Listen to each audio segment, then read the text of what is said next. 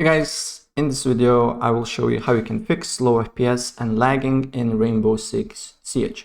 So the first thing what you need to do here, you need to open up settings, and then you need to go to gaming and make sure that you are on the game mode, and make sure this option is on. Optimize your PC for play by turning things off in the background, and also go back on gaming here, make sure captures is off. Because it uses a lot of your computer resources. And then you need to go to Xbox Game Bar and make sure this also open Xbox Game Bar using this button is off, right? And then you need to go to accessibility, visual effects, and make sure that these three options is off as well. Always show scroll bars, transparency effects, and animation effects, right?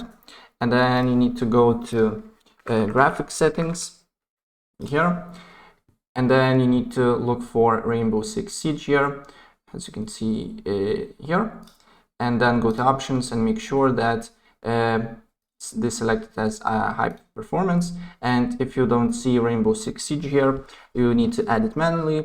You just need to press browse here, then you need to go to your disk C, usually is on program files x86, and then you need to go to Steam, Steam apps, common, and then you should find this folder here, and then you should see this application, and you just need to press add. As you can see here, for me it's added, but if you don't see on the list, please do so, and then change it to high performance. And then you need to run the game here, and once your game is on here, you need to open up Test Manager, and then you should find Rainbow Six Siege.